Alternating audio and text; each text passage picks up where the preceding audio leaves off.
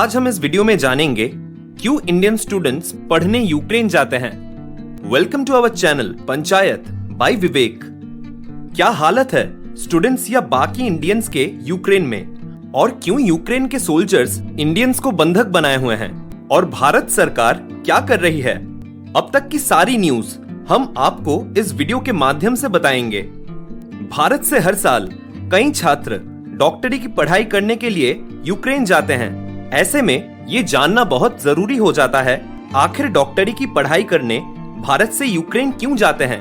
Ukraine में medical की पढ़ाई भारत से सस्ती होने की वजह से छात्र यूक्रेन में जाके एमबीबीएस की पढ़ाई करते हैं। यूक्रेन से मिली डॉक्टरी की वैल्यू पूरी दुनिया में होती है। यहाँ पर स्टूडेंट्स को ग्लोबल एक्सपोजर भी मिलता है।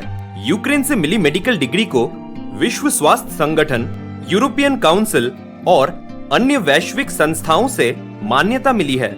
यूक्रेन में डॉक्टरी की पढ़ाई भारत से कई गुना सस्ती है। इंडिया में अगर सरकारी कॉलेजों को छोड़ दिया जाए तो एक प्राइवेट कॉलेज से एमबीबीएस की डिग्री लेने में एक स्टूडेंट का खर्च करीब 1 करोड़ रुपए आ जाता है, जबकि यूक्रेन में 6 साल की डॉक्टरी की पढ़ाई करने का खर्च करीब 22 से 25 लाख होता है। यूक्रेन से मेडिकल की पढ़ाई करने के बाद छात्रों को यूरोप में ही नौकरी करने का मौका मिलता है। इतना ही नहीं, नौकरी के साथ यूरोप का स्थायी निवासी बनने का अवसर भी होता है। यूक्रेन से ही कई मेडिकल डिग्री को नेशनल मेडिकल कमीशन मान्यता देता है। ऐसे मिडिल क्लास से संबंध रखने वाले छात्र यूक्रेन से सस्ते में मेडिकल की डिग्री हासिल करके इंडिया लौट आते हैं। यहाँ आने के बाद उन्हें कुछ पेपर देके डॉक्टरी की इंटर्नशिप और प्रैक्टिस का लाइसेंस मिल जाता है।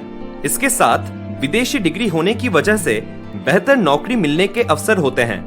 यूक्रेन में मेडिकल की पढ़ाई पॉपुलर होने की वजह भारत में एमबीबीएस की सीटों की कड़ी प्रतिस्पर्धा है।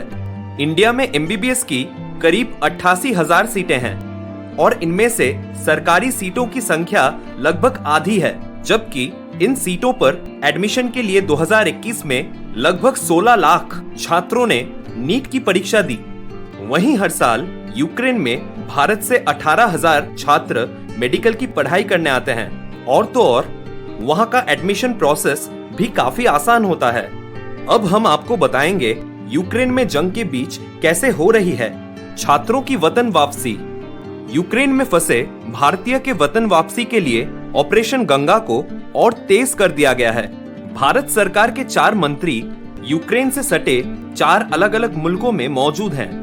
ज्योतिराज सिंधिया रोमानिया में है, किरण रिजिजू स्लोवाकिया में है, हरदीप पुरी हंगरी में है और जनरल वीके सिंह पोलैंड के साउथ ईस्ट इलाके में छात्रों की मदद के लिए पहुंचे हुए हैं। आईएएफ ने कराई 2056 छात्रों की वतन वापसी।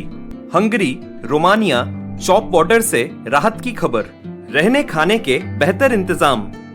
स्टूडेंट्स ने कहा कड़कती ठंड और बमबारी से मिली निजात, थैंक्स भारत सरकार। यूक्रेन में अब 3,000 छात्र ही फंसे हैं। अब तक 17,000 भारतीय यूक्रेन छोड़कर पोलैंड और 3 अलग अलग देशों में पहुंच चुके हैं। छत्तीसगढ़ के स्वास्थ्य मंत्री टीएस सिंहदेव ने केंद्रीय स्वास्थ्य मंत्री मनसुख मंडाविया को पत्र लिखकर यूक्रेन से लौटे मेडिकल छात्रों की आगे की शिक्षा पर चिंता व्यक्त की है। देव ने केंद्र से उन्हें भारतीय मेडिकल कॉलेज में भर्ती करने का अनुरोध किया है, क्योंकि इस बात को लेकर अनिश्चितता है कि युद्ध प्रभावित यूक्रेन में स्थिति कब सामान्य होगी। विदेश मंत्रालय ने शुक्रवार को बताया कि पूर्वी यूक्रेन के खार्किव और पिशोचिन से भारतीयों को निकालने के लिए 5 बसें चलाई जा रही है। प्रवक्ता अरिंदम बागची ने कहा 900 से 1000 भारतीय पिशोचिन में और 700 से अधिक सुमी में फंसे हैं।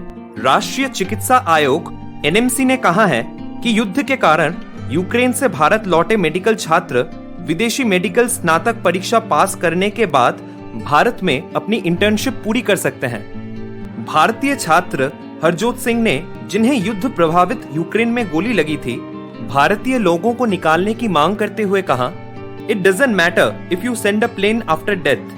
हालांकि अब उन्हें वायुसेना द्वारा वापस लाया गया है। इस वीडियो को देखने के लिए धन्यवाद। आपको हमारा वीडियो पसंद आया तो अभी लाइक एंड सब्सक्राइब करें, जिससे आपको नेक्स्ट वीडियो का नोटिफिकेशन मिल जाएगा। पंचायत बाय विवेक, देते रहेंगे आपको सही जानकारी।